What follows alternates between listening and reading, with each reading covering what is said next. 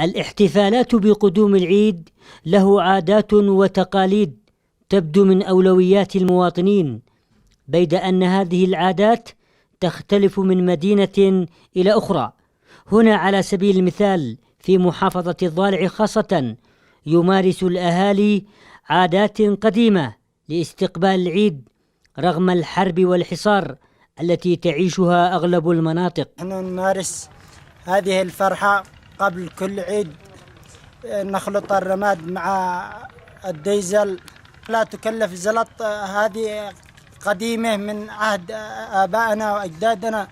يحتفل أبناء هذه القرى مع أبنائهم وأحفادهم كنوع من إحياء مناسبة استقبال عيد الفطر المبارك على طريقتهم الخاصة، التي تبدأ بخلط كميات من مادة الرماد مع مادة الديزل ورصها على حافة المنازل على هيئة كتل مدورة، ومن ثم يقومون بإشعالها.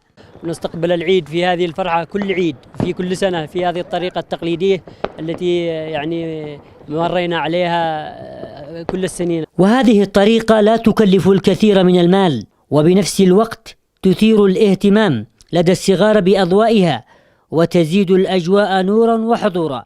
فالفكرة أول ما طبقت كانت مبتكرة للتعبير عن الانتصار ضد حكم الأئمة، أو من عرفوا ببيت حميد الدين، وهو ما أكسبها الشهرة كتقليد بات يعتز بها اليمنيون ويطلقون عليها بالتنصير نسبة للانتصار الذي تحقق في ثورة سبتمبر.